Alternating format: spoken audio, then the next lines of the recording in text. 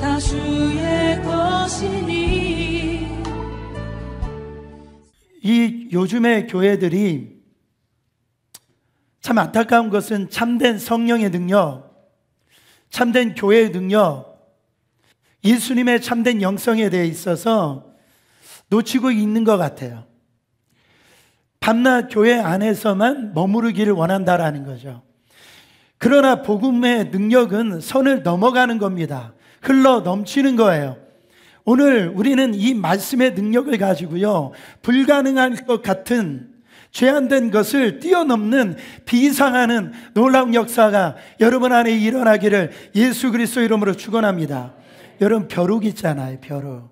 벼룩 나름대로 근육이 발달되어 있대요. 그래서 벼룩은 뛰면은 자기 몸보다도 200배를 높이 뛴답니다. 근데 이거를 실험을 해봤는데요, 한 병 안에 그 가운데에다가 유리막으로 이 가운데를 막아놓고 그 속에 벼룩을 넣는데요, 처음에는 이 벼룩이 탁 뛰어서 높이 뛰었는데 그 유리벽에 막히잖아요. 그리고 또 뛰었는데 또 유리벽에 막히고, 또 뛰었는데 유리벽에 막히니까 나중에는 그 유리벽에 닿지 않을 정도만 뛰더라는 거죠. 그래서 나중에는 가로막던 그 유리를 이렇게 제거를 하고 이제 이 벼룩을 뛰도록 했는데요, 거기 안에 막힌 게 없는데도 불구하고 그 수준에만 뛰더라는 거죠. 여러분, 벼룩은 결국 자신의 세계를 유리 칸막이 이하로 국한시켜 버렸다라는 거예요. 이 물고기도 비슷한 경우가 실험을 했는데요, 수조 속에 그 가운데 유리막을 설치를 하고 그 물고기를 그 안에 넣었더니 처음에는 몇 번 그 유리벽에 부딪히더니 물고기도 그 유리벽에 부딪히지 않을 정도만 그렇게 헤엄을 치더라는 거죠. 나중에 그 막에 있었던 유리막을 제거를 했는데요, 이 물고기가 그 유리막 안에 있었던 그 수준에서만 수영을 하더라는 거예요. 여러분, 물고기가 이 장애물이 그곳에 있는 것을 알고 바로 자신의 세계를 그 수족관 반으로 제한시켜 버렸다라는 것입니다. 사람도 그런 경향이 있다라는 거예요. 자신의 경험한 거, 자신이 배운 거, 자신이 지금 인식하는 것 이외에는 믿으려고 하지 않는다라는 거죠. 자신의 능력 밖에 일어나는 것을 이거는 하나의 우연으로 지불을 한다라는 거예요. 사람은 그 인식의 단계, 경험의 단계, 능력의 이런 한계 속에 갇혀가지고 여러분, 그렇게 사는 사람들이 너무나 많이 있다라는 거죠. 아까 우리가 김하중 대사님의 이 간증을 듣고도 저게 진짜 있을 수 있는 일이야 라고 생각하는 분들이 두 분이 계세요. 신앙이란 이런 유리벽을 뛰어넘는 것이 신앙이라는 거예요. 신앙의 세계를 딱 들어가잖아요. 그러면 한계를 뛰어넘는다니까요. 우리는요, 하나님을 믿는 자녀입니다. 믿음의 사람들이라고요. 믿지 않은 사람들처럼 살아가지 말라라는 거예요. 하나님의 자녀답게 믿음으로 자신의 한계를 뛰어넘는 그런 인생을 살아가야 된다라는 거, 이런 겁니다. 우리 가정은 안 된다라는 거 계속 말씀드리지만, 우리 비즈니스는 안 된다라는 건, 내 남편은 안 된다라는 거예요. 나 혼자 예수 믿기도 힘들어.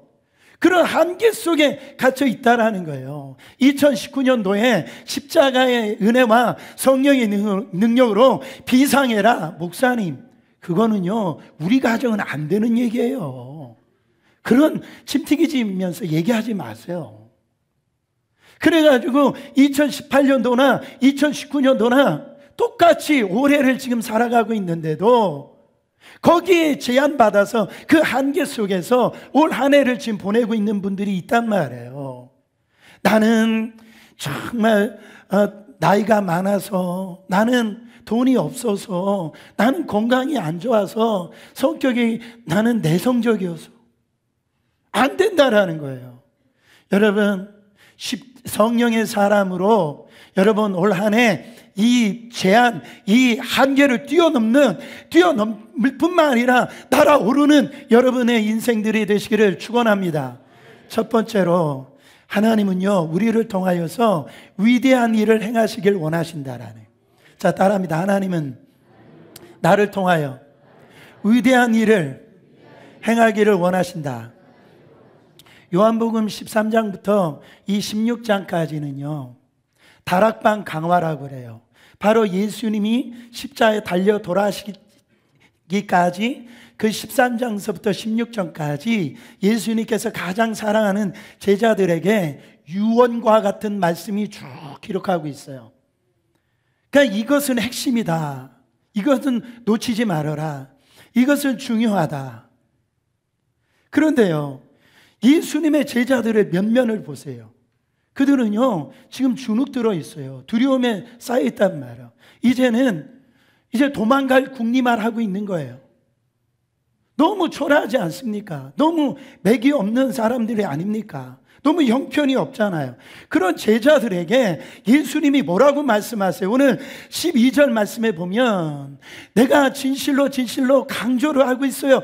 너에게 이르노니 나를 믿는 자는 내가 하는 일도 그도 할 것이요 또한 그보다 큰 일도 하리니. 여러분, 이게 믿어지십니까? 아니, 예수님께서 행하신 일들이 얼마나 놀라운데 그 일 할 뿐만 아니라 예수님이 하시는 것보다도 더 큰 일도 이 제자들이 한다는 거죠. 이거 믿어지시냐는 거예요. 여러분, 이 말씀은요 아무에게나 이 말씀이 이루어지는 게 아닙니다. 이 말씀은 12절 말씀에 진실로 진실로 내게 이르노니 나를 무하는 자, 믿는 자는, 정말 믿음으로 사는 자는 예수님의 일도 하고 예수님이 하신 그 일보다도 더 큰 일도 할 수 있다라는 거예요. 믿으십니까? 정말 믿음 없는 사람은요 이 말씀과 상관이 없어요. 지금 이 말씀을 들을 때 믿음으로 받아들이셔야 돼요. 이 말씀을 예수님을 믿고 영접한 하나님의 자녀가 된 사람에게 예수님께서 약속하셨다라는 거예요. 여러분, 하나님 안으로 들어오기 전에는요 우리는 볼품없는 인생들이었다니까요. 우리는 어떻게 보면 쓸모없은 그런 인생들이었어요. 근데 예수님의 안으로, 이렇게 하나님의 안으로 돌아오면 위대한 역사를 이루는 사람으로 바뀌어진다고요.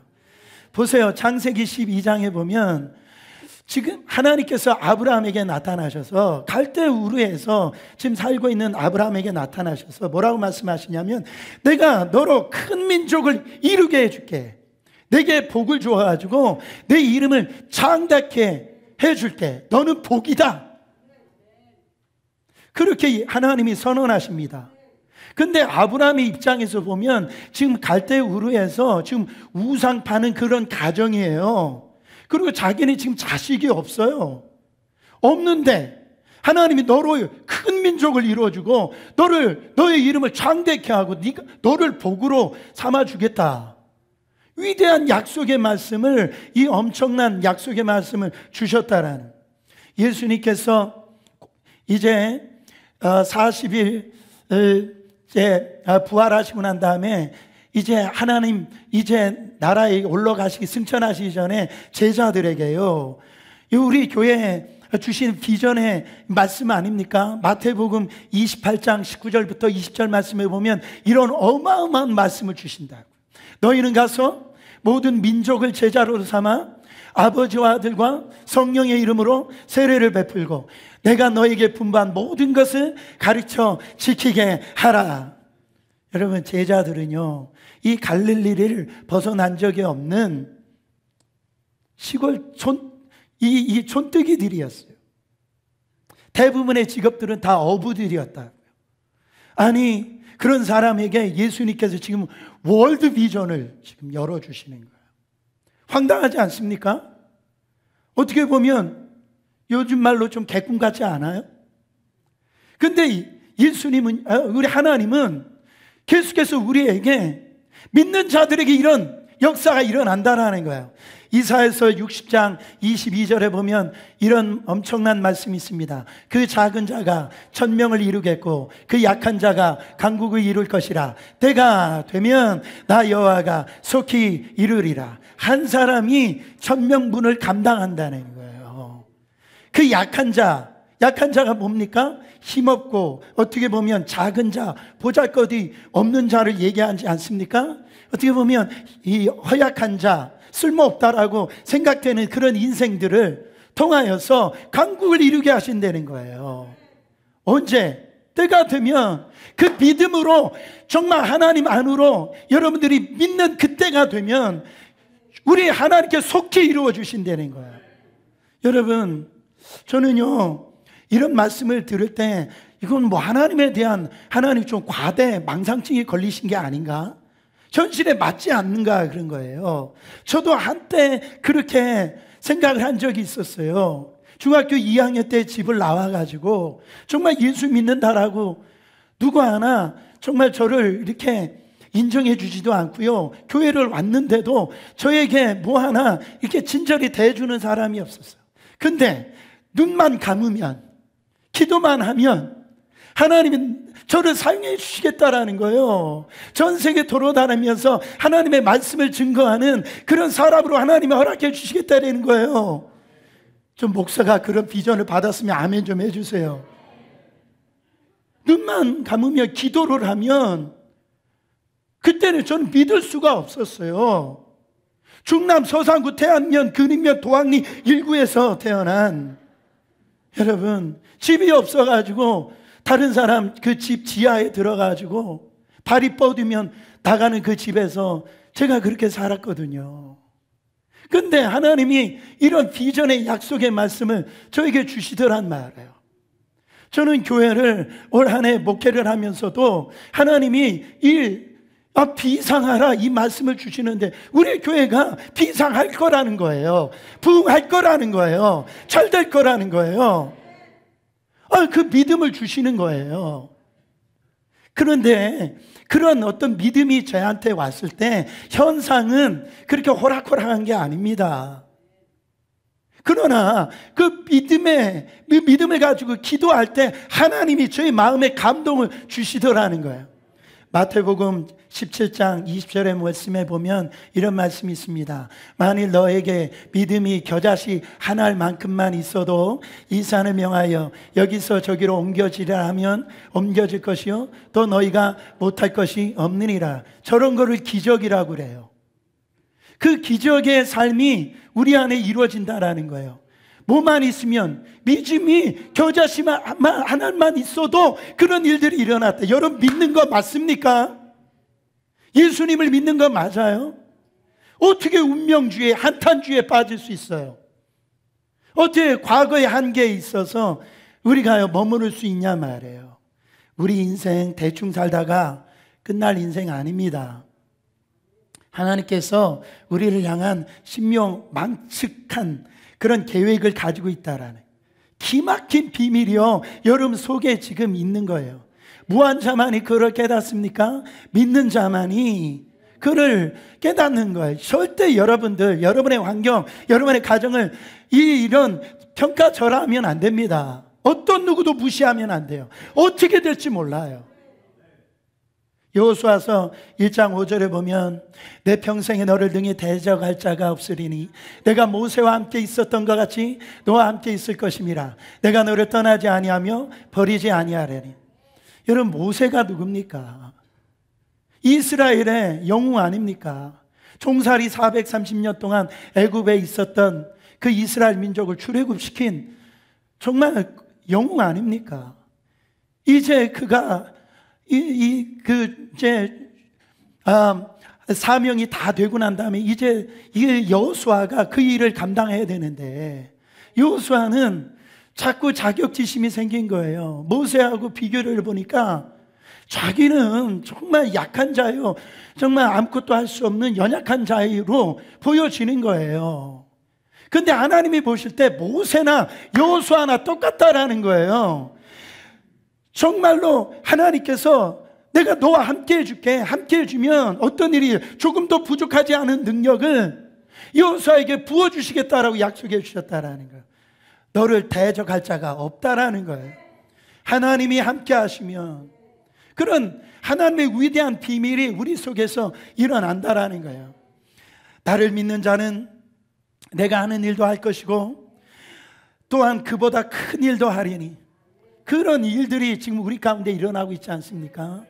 2000년 전에는 예수님께서는요 갈릴리 그 지방에서나 복음을 전했지만 지금은요 우리는 전 세계를 다니면서 그 복음을 증거하고 있잖아요.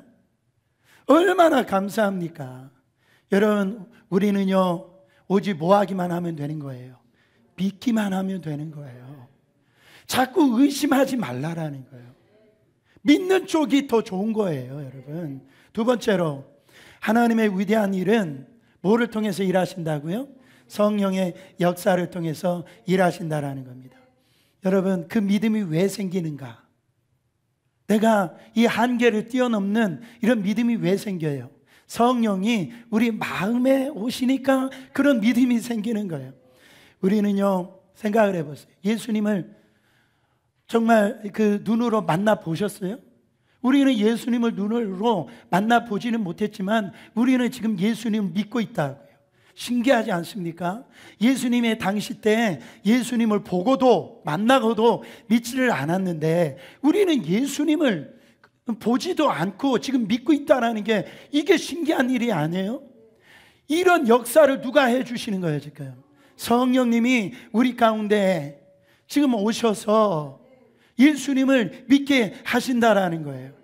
여러분, 어느 날 제가요 기도를 하는데 주기도문으로 이렇게 기도하다가 제가 너무너무 은혜를 받았어요.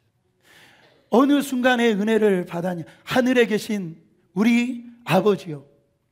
이 말을 고백을 하는데 갑자기 제 마음 가운데 막 감동이 임하더니 눈에서 눈물이 싹 쏟아지는 거예요. 여러분, 저는요 그때 무엇을 달라고 기도한 게 아니었어요. 뭔가를 이루어 달라는 게 아니었어요. 하늘에 계신 우리 아버지 하는데 그 하늘에 계신 그 창조주의 이 하나님이 내 아버지가 되었다라는 게 믿어지는데 이 감격이 막 이루 말할 수가 없는 거예요. 하늘에 계신 그 아버지가 여러분 하나님이십니까? 그게 믿어지세요? 막 감동이 임하는 거예요. 여러분, 저는 여전히 하나님을 완전히 알지 못합니다. 계속해서 알아가는데요 그 하나님이 내 아버지라는 게 얼마나 행복한지 몰라요. 하나님이 나의 아버지가 되시기 때문에 그래요. 이것이 저만의 체험이겠습니까? 오늘 예배에 참석하신 분들 중에서 모두가 하나님께서 여러분의 아버지이심을 믿는 사람들은 이런 감격이 있지 않습니까? 우리의 힘과 노력으로는요 절대로 예수님이 하신 일도 못할 뿐더러 예수님이 하신 일도 그거보다도 더 큰 일을 할 수가 없어요. 오직 우리 안에 오신 성령님이 그 일을 하게 하시는 겁니다. 요한복음 14장 16절에 보면 예수님께서 친히 이런 말씀을 하셨죠. 내가 아버지께 구하겠으니 그가 또 다른 보혜사를 너에게 주사 영원토록 너희와 함께 있게 하리니. 자, 또 다른 보혜사라고 그랬어. 왜 이런 표현을 썼을까요? 예수님이 보혜사이신데 예수님과 똑같은 또 다른 보혜사를 너에게 주시겠다라는 거예요. 여러분, 예수님이 성령을 가리켜서 또 다른 보혜사라고 얘기했습니다.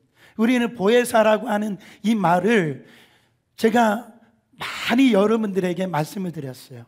보혜사라는 뜻이 뭡니까? 위로자, 돕는 자, 파라클레토스라고 그랬어요. 그렇죠? 그러니까 이 세상 우리는 혼자 살 수가 없어요. 그러므로 주님이 우리와 함께 해 주셔야지 이 세상을 우리가 살아갈 수 있습니다. 이 세상, 그래서 하나님께서 우리의 그 모습을 알기 때문에 우리와 함께 하시기 위해서 우리 가운데 보혜사를 보내주셨다라는 거예요.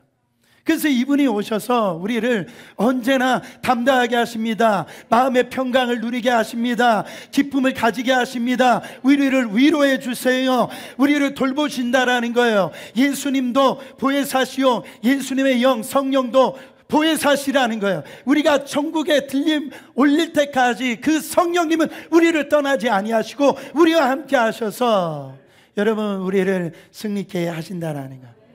요한복음 14장 아까 읽었던 17절에 보면 예수님께서 이런 말씀을 하셨어요. 그는 진리의 영이라 세상은 능히 그를 받지 못하나니 이는 그를 보지도 못하고 알지도 못함이라. 그러나 너희는 그를 아나니 그는 너희와 함께 거하시며 또 너희 속에 계시겠습니다. 주님이 우리 속에 계심을 너희들은 안다라는 거예요. 왜 안다라는 거예요? 성령님께서 우리와 함께 거하시기 때문에 안다라는 거예요. 우리가 이 바람을 보면은 우리가 보이지 않죠. 그러나 바람이 있다라는 거 어떻게 합니까? 나뭇가지가 흔들리는 걸 보고 아, 지금 바람이 부는구나 알 수가 있어요. 여러분, 우리가 예수님을 왜 어떻게 믿을 수 있죠? 성령이 나를 믿게 하시니까 예수를 믿을 수 있는 거예요. 여러분, 우리와 함께 계심을 믿는 겁니다.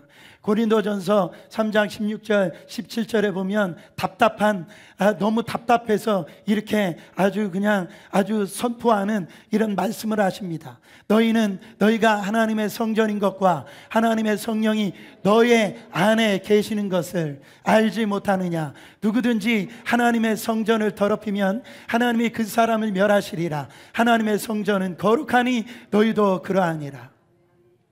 성령이 너희 안에 계시는 것을 알지 못하느냐는 거예요. 성령이 내 안에 거하시는 자가 교회라는 거예요. 그게 성전이라는 거예요. 함부로 살 수 없다라는 거죠. 성령님이 우리 눈에는 보이지 않지만 우리 안에 계셔요. 그래서 우리는요 늘 성령님과 교제하면서 그렇게 인격적인 만남을 가지고 살아야 되는 거예요. 이 김하중 대사님 보세요. 무슨 일을 하든지 기도를 하지 않습니까? 그렇게 동행을 하는 거예요. 그래서 내 안에 계신 성령님 감사합니다. 사랑합니다. 나를 도와주세요. 끝까지 함께 해주세요. 우리에게 지혜를 주세요. 승리하도록 해주세요. 죄 짓지 않게 하여 주세요. 나를 꼭 붙들어 주세요. 하나님의 뜻대로 살게 해주세요. 오순절날 그들은요 마가의 다락방이라고 하는 곳에서 하나님이 승천하실 때에 그 약속하신 그 하나님의 그 약속하신 그 성령을 그들은 오로지 기도하면서 기다렸어요. 여러분 12일째 되었을 때 오순절 날에 하늘문이 열리고 이 하늘에서 불이 혀와 같이 갈라지는 그런 성령의 역사가 각 사람 머리 위에 임했다고요. 여러분 그들이 성령을 받고 난 다음에 어떻게 됐습니까? 두려움에 떨고 어떻게 보면은 정말 절망 가운데서 문을 꼭꼭 잠고 살았던 그들이요 문을 열고 나와서 예수를 전하면 이단자요 예수를 전하면 죽임을 당하는 그때에 어떤 일이 일어났어요? 사도행전 2장 38절에 보면 그들의 변화된 모습을 보고 우리도 어떻게 해야 됩니까? 어떻게 이런 역사를 우리가 경험할 수 있습니까? 그때 베드로가 너희가 뭐하여 회개하여 각각 예수 그리스도의 이름으로 세례를 받고 죄사함을 받으라. 그리하면 성령을 선물로 받으리니. 여러분 이 말씀을 흘려보내지 마세요. 여러분 오늘 예수님을 정말 나의 주님으로 나의 주로 오늘 영접을 하잖아요. 영접한다라는 것은 나는 이제 내가 살았던 삶을 청산하고 정말 주님이 오늘 오셔서 함께 해주시면 나는 하나님의 자녀로 살겠습니다. 내 가지고 있는 모든 죄를 회개하고 죄사함의 역사가 일어나면 뭐가 임한다라는 것, 성령께서 우리 가운데 선물로 주신다라는 것. 이게 성경의 약속입니다. 여러분 사도행전 10장 44절에 보면 고넬료 이 가정에 일어난 엄청난 그 역사를 기록하고 있어요. 베드로는요, 성령이 감동을 주시는데 지금 고넬료 가정에 가가지고선 이 복음을 전하라고 하는 그런 음성을 듣습니다. 기도할 때에. 근데 베드로는 이방인들은 불결한 사람이요, 이방인들은 정말 죄악 가운데 있는 사람이기 때문에 나는 불결한 데 가서 하나님의 말씀을 전하고 싶지 않습니다. 그때 신기한 거는 고넬료 가정에서도 정말 이 기도를 했거든요. 근데 성령이 뭐라고 말씀하십니까? 내가 선하다라고 하는 것을 네가 왜 불결하다라고 하느냐. 잔말하지 말고 가서 말씀을 전해라. 그래서 베드로가요, 고넬료 이 가정에 가서 말씀을 막 증거하니까 성령의 말씀 듣는 사람들에게 막 내려오시는 거예요. 여러분, 거기에서 온 가족뿐만 아니라 하인들까지도 바로 이 성령의 이 세례를 받고 예수 믿는 역사가 일어났다라는 거예요. 여러분, 이 일을 누가 하시는 겁니까? 성령께서 하시는 거예요.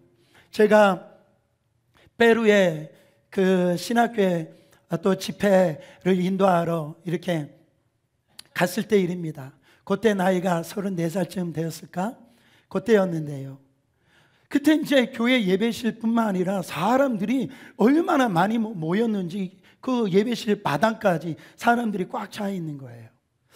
그래서 제가 이제 말씀을 이제 시작하게 되는데 갑자기 한두 사람씩 울기 시작하는, 흐느끼기 시작.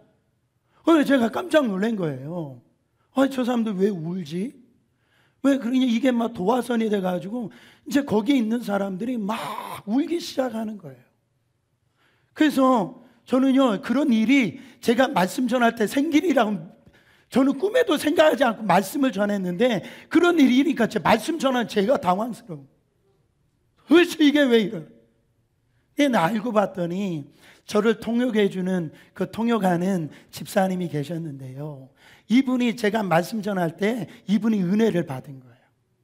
성령의 막 체험을, 막 능력을 그러니까 이분이 막 통역을 하는데 제가 그냥 이렇게 얘기하는데 이분은 막 울부짖으면서 막 울면서 이 말씀을 막 통역하기 시작하니까 여러분, 사실 그 사람을 성령께서 막 역사해 주셔서 거기에 막 엄청난 성령의 바람이 불기 시작한 거예요.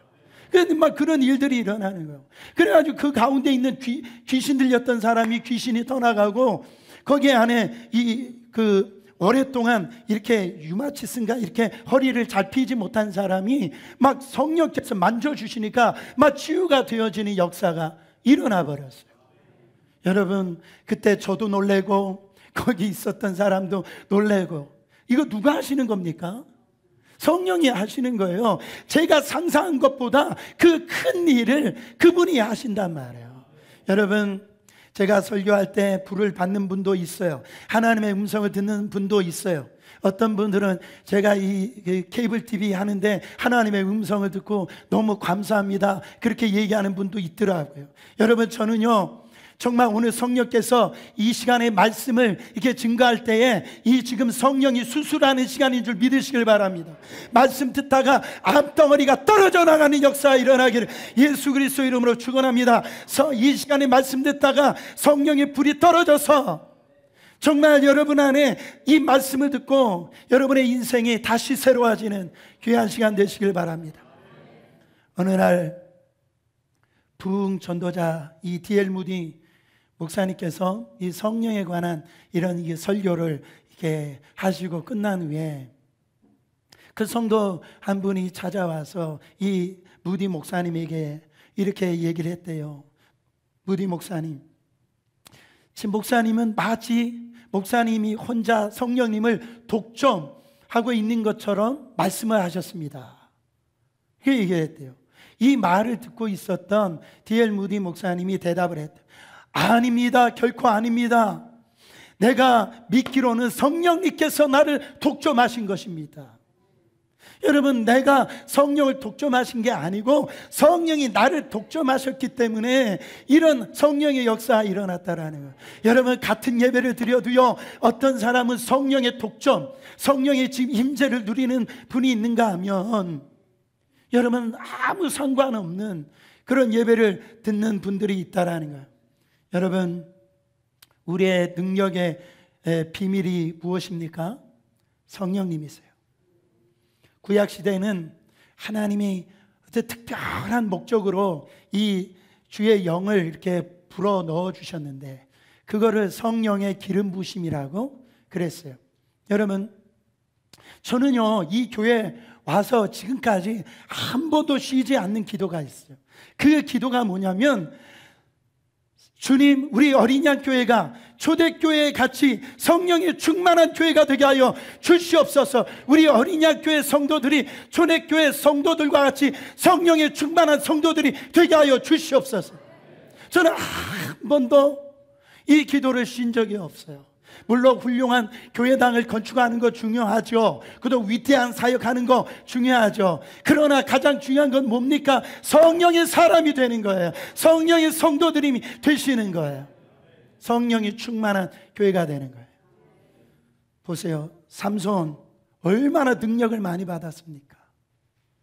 그는요, 정말로 세상 어떤 누구보다도 하나님의 능력을 많이 받았어요.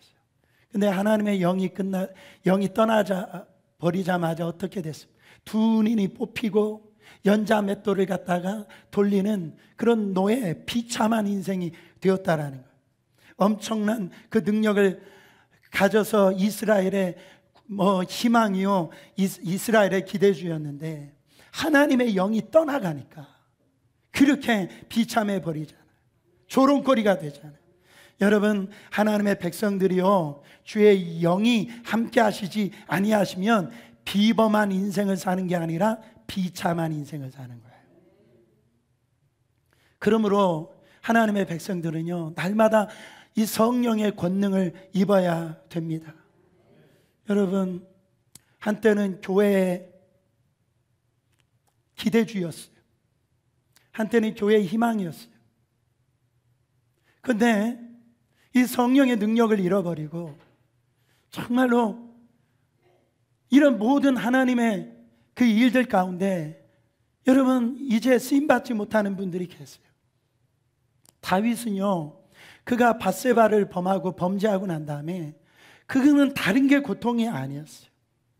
밧세바를 범하고 난 다음에, 간음하고 난 다음에 그가 기록한 시편이 시편 51편이거든요.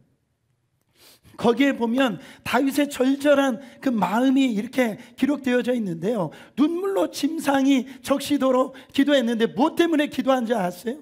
11절 말씀, 시편 51편 11절 말씀, 나를 주 앞에서 쫓아내지 마시며 주의 성령을 내게서 거두지 마소서. 사울왕, 초대 이 일대 사울왕이 어떻게 해서 하나님 앞에 버림받았는지를 다윗은요, 두 눈으로 똑똑히 목격했어요. 하나님의 영이 떠나자 사울왕이 어떻게 죽었는지를 다윗은 알았어요.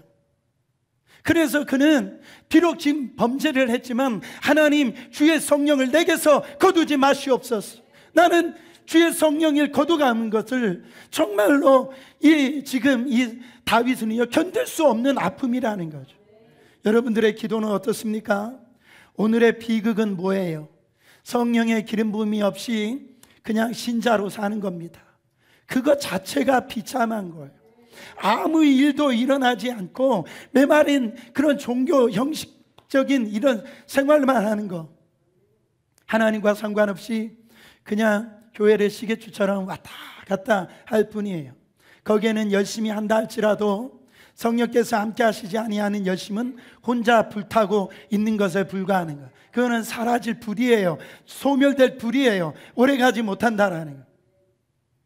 혹시 여러분들 중에 지쳐있는 분들이 계십니까? 다른 게 아닙니다. 내 안에 성령으로 충만한지를 보세요. 성령이 공급해 주시는 그 공급함이, 그 힘이 내 안에 있는지를 살펴보세요. 여러분, 제가요, 옛날에 한번 그런 예화를 드렸잖아요. 이 성냥불하고 이 등장불하고 여러분 비교를 해보세요. 성냥불은 한번 불을 붙이면 타요, 안 탑니까? 아니, 타잖아요. 근데 몇 초나 탈까요? 제가 어제 실험을 해봤는데 10초를 타더라고. 10초를. 어디까지 타냐면 이 나무 다 탈 때까지 뜨거워하고 놨는데, 근데 이 등잔불은요 언제까지 탑니까? 그 심기가 이 기름잔 안으로 내려져 있을 때에 이 등잔 안에 있는 이 기름이 다 탈 때까지, 다 소멸될 때까지 이 등잔불은 꺼지지 않아요. 여러분, 여러분의 그 믿음의 그 하나님 앞에 지금 여러분의 신앙이 지금 이게 어디에 지금 내려져 있냐 말이에요. 사랑하는 여러분, 심지가 기름에 적셔져 있기 때문에, 바로 이 심기가 기름에 이 뿌리를 두고 있기 때문에 여러분 이 등잔불은 계속 타는 거예요. 여러분의 심기가 지금 주님 앞에 지금 내려져 있습니까? 여러분 심기가 주님께 내려져 있냐 말이에요. 그게 십자가의 그 성령으로 적셔 있냐 말이죠. 한때 열심히 왕년의 신앙은 아닙니다. 자꾸 내가 한때 은혜 받았다 저랬다, 여러분 그 얘기하지 마세요. 지금이 중요한 거예요. 성령 충만은 계속 받아야 되는 거예요. 한때 놀라운 그 은혜를 체험했지만 지금 볼품없는 그 비참한 그 신세를 신앙생활하는 사람이 교회 안에 많이 있다라는 거예요. 비참한 것 중에 가장 비참한 게 뭔지 아십니까? 내 안에 지금 그런 이 능력을 잃어버린 줄도 모르고 사는 거예요. 성경의 인물들을 보세요. 성령이 임하심이 없이 쓰임 받는 인물들이 있습니까? 예수님도 나실 때도 성령 안에서 나셨고, 공생의 기간에서도 이 마귀를, 사단을 물리칠 때도 성령에 덧입혀서 이 사단을 물리치고, 공생의 모든 이게 병을 고칠 때에도 그렇고, 여러분 귀신을 내어쫓을 때도 그렇고, 그가 십자가에 달려 돌아가실 때 다 성령께서 함께 하심으로 그 모든 사역을 통하여서 이루어진 것을 볼 수가 있습니다. 여러분, 우리의 힘과 능력으로는요 주님의 일을 할 수도 없고 더 큰 일을 감당할 수 없어요. 오직 성령이 우리 안에 이 역사하시면 나의 안에 있는 모든 한계를 뛰어넘을 뿐만 아니라 하나님의 그 놀라운 그 계획들을 이루는 하나님의 주인공들로 다 쓰임받을 수 있다라는 것입니다. 세 번째로, 큰 이런 능력이 일어나는데요, 성령의 사람에게는 그 역사가 일어날 때 모든 영광을 하나님께 돌려드려야 됩니다. 우리 안에 조심해야 될 게 있어요. 우리는 착각해서는 안 된다라는, 교만해서는 안 된다. 마치 예수님의 능력보다 큰 능력이 있어서 예수님께서 일하신 것보다 큰 일을 한다라고 그렇게 착각해서는 안 된다라는, 능력이 나타난 사람, 큰 일을 하는 사람 대부분 보면 자기에게 무슨 특별한 능력이 있어서 일하는 것으로 이렇게 생각하기 쉽다라는 거예요. 여러분, 사람들이 뭔가 막 안수할 때 뭐 저 사람 병이 낫는다 그러면은요 그 사람은 우르르 쫓아가요. 아, 능력의 종이다 막 해가지고 뭐 아주 그냥 그분을 대단하게 여기는 거예요. 여러분, 그거는요 정말로 하나님의 영광을 도둑질하는 거예요. 우리는 우리 힘으로 하나님의 일을 하고 큰 일을 하는 게 아닙니다. 우리 그냥 통로로 쓰임받을 뿐이에요. 이 일을 하는 것은 다시 말씀드리지만 하나님이 역사하셔야 이 일이 되어지는 겁니다. 그러므로 우리는 우리의 능력이 아니고 이건 하나님이 하셨습니다. 날마다 하나님께 영광을 올려드려야 될 줄 믿습니다. 민수기서 20장에 보면 이스라엘 백성들이 신광야에 이렇게 이르렀을 때 물이 없었어요. 그때 이스라엘 백성들이요 화가 났어요. 그래가지고 모세하고 싸웁니다. 그러면서 뭐라고 얘기하냐면, 우리가 그냥 애굽에서 살다 죽게 하지 여기를 왜 우리를 데리고 왔냐니까. 여기 와 보니까 그러니까 파종할 농사 질 것도 없고 무화과도 없고 그리고 포도도 없고 석류도 없고 마실 물도 없다고 그렇게 하면서 막 모세에게 지금 이게 싸우려고 막 싸우는 거예요. 여러분, 그때 그 이야기를 들었을 때요, 하나님이 어떻게 말씀하셨는지 아세요? 민수기서 14장 28절에 보면 그들에게 이르기를 여호와의 말씀에 내 삶을 두고 맹세하노라. 너희 말이 내 귀에 들리는 대로 내가 너에게 행하리다. 여러분, 그들 불평불만 한 그 말을 하나님이 다 듣고 계셨던 거예요. 내가 너 그래? 들리는 대로 내가 해줄게. 이게 아멘이신데요, 무서운 말이에요. 여러분, 따라합니다. 말 조심하자. 여러분, 함부로 말하지 말라요. 특별히 내가 화가 났을 때, 내가 힘들고 어려울 때 뱉는 말들 있잖아요. 우리의 말은 우리 안에 성령이 우리 안에 충만할 때 말을 해야지 그 안에서 이 생명력이 솟아나는 거예요. 그런데 내가 힘들고 화나고 분노가 일어날 때 하는 말들은요, 누가 듣고 있어요? 하나님이 다 듣고 있어요. 그래서 난 남편 때문에 죽겠네, 애들 때문에 죽겠네, 배불러 죽겠네, 뭐 더워서 죽겠네, 추워서 죽겠네, 그런 말을 갖다 그렇게 하는 거예요. 근데 제가 뭐라고 얘기했어요? 죽겠네 그렇게 하지 말고 죽게 있네, 주님께 있네, 죽게 있네. 한번 해봐요. 죽게 있네. 우리의 모든 삶에 주님께 있단 말이에요. 그때 이스라엘 백성들이 죽는다라고 야단이니까 모세가요, 하나님 앞에 엎드려 기도할 수밖에 없어요. 그래서 민수기서 20장 8절부터 11절에 보면 모세 기도가 나옵니다. 나오는데 그때 하나님께서 이 모세의 그 기도를 응답을 해주세요. 내가 명하라, 반석을 명하라 할 때 물이 나올 테니까 너는 내가 하는 대로 해라고 그렇게 얘기를 합니다. 그래서 모세가요, 이스라엘 백성들, 그 불평하는 이스라엘 백성들을 모아놓고 반석 옆에다 모아놓고 하나님의 말씀대로 이렇게 했으면 좋은데요, 그가 지팡이를 이제 내놓고선 반석을 2번 딱 치는 거예요. 근데 물은 나왔어요. 그 물을 누가 나오게 했을까요? 하나님이 물을 나오게 했어요. 근데 모세가요, 이 물이 나오는 것을 자기의 어떤 능력인 것처럼 이 이스라엘 백성들에게 보여줬다라는 거예요.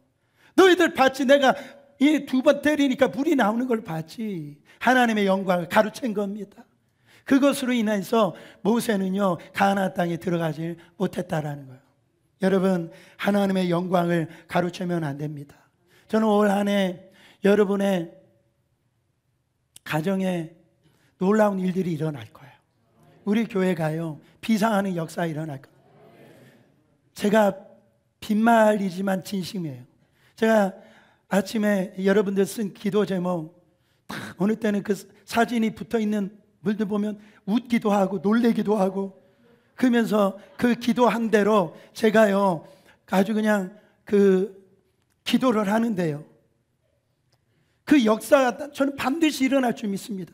여러분, 제가 착한 목사입니까? 나쁜 목사입니까? 좋은 목사죠. 그래서 그 기도 제목을 안 쓴 분들은 빨리 내세요. 그것도 못해요.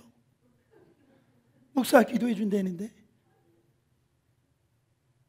어떤 분들은요, 깨처럼 그걸 보면 믿음을 알 수가 있어요. 여러분, 하나님이 하신다니까요. 그래야지 인생에 이 우리의 한계, 우리가 상상할 수 없는 일들이 하나님이 하심으로 역사 일어나는 거예요. 여러분, 마태복음 7장 22절부터 23절 말씀 보세요. 그날에 많은 사람이 나더러 이르되 주여 주여 우리가 주의 이름으로 선지자 노릇하며 주의 이름으로 귀신을 쫓아내며 주의 이름으로 많은 권능을 행치 아니하였나이까 하리니. 여러분, 귀신 쫓아내는 거 얼마나 좋은 일입니까? 선지자 노릇하는 거 얼마나 좋은 일이에요. 권능 행하는 거 얼마나 좋은 일이에요. 근데 그들을 향하여서 뭐라고 얘기합니까? 23절에 그때 내가 저에게 밝히 말하되 내가 너희를 도무지 알지 못하니 불법을 행하는 자들아 내게서 떠나가라 하리라. 여러분, 이런 기적이 일어날 때에 자기가 한 것처럼 행사하지 말라라는 거예요. 그런 일을 하는 사람은 그날에 가보면 하나님이 나 너희들 몰라, 그냥 너희들 원하는 대로 한 거 아니야. 여러분, 하나님께서 하신 것이라고 우리는 늘 고백해야 돼요. 우리 가정이 이렇게 정말 하나님께서 이렇게 된 것은 다 하나님의 역사에 주셔서 이렇게 아름다운 가정이 되고, 내 비즈니스도 이렇게 잘 된 것은 다 하나님이 축복을 해주셔서 이렇게 된 거라고, 다 하나님께 영광을 올려야 될 줄 믿습니다. 여러분, 우리를 통해서 하나님은 올 한 해 위대한 일을 행하실 겁니다. 우리 교회를 통해서 정말로 놀라운 일들을 행하실 거예요. 그러나 이것은 여러분, 결론적으로 정말 누가 역사하시지 않으면 안 돼요? 성령이 역사하시지 않으면 안 돼요. 그래서 결론으로 뭐를 받아야 돼요? 성령을 받아야 돼요. 여러분, 성령을 받아야 됩니다. 그래서 우리는요, 성령을 구해야 된다라는 거예요. 그래서 성령 충만 달라라고 하나님 앞에 구해야 된다라는 거예요. 그래서 누가복음 11장 9절부터 13절까지 쭉 한번 천천히 읽어보길 원합니다. 내가 또 너에게 이르노니 구하라. 그리하면 너에게 주실 것이요, 찾으라. 그리하면 찾을 것이요, 문을 두드리라. 그리하면 너에게 열린다는 거예요. 10절, 구하는 이마다 받을 것이요, 찾는 이가 찾을 것이요, 두드리는 이에게 열릴 것이요. 다 열린단 말이에요. 너희 중에 아비된 자가 누가 아들이 생선을 달라 하면 생선 대신에 뱀을 주며, 알을 달라 하면 정갈을 주겠느냐? 우리의 부모도 그렇게 하지 않는다라는 거예요. 근데 우리 하나님은 가장 귀한 것, 13절, 너희가 악할지라도 좋은 것을 자식에게 줄 알거든 하물며 너희 하늘 아버지께서 구하는 자에게 뭐를 주시지 않겠느냐? 성령을 주시지 않겠느냐? 누구보다도 하나님은 여러분들에게 성령 주시길 원하세요. 여러분, 필요한 거 구하는 거 잘못된 거 아닙니다. 여러분들이 정말 가정을 위해서, 이 비즈니스를 위해서 구하는 거 그거 잘못된 게 아니에요. 그것도 구하지만은 가장 구할 것이 있다라는 거예요. 그걸 뭡니까? 성령을 구하라는 거예요. 오늘 내 안에 성령이 임하셨으면 성령 충만함을 구하라는 거예요. 이게 다른 어떤 것보다도 시급하다라는 거예요. 우리 교회에 가장 시급한 것이 이거라는 거예요. 그래야지 우리가 한계를 뛰어넘고 성령의 사람이 되어서 비상하는 한 해를 살 수 있다라는, 그런 인생이 됐다라는 거예요. 여러분.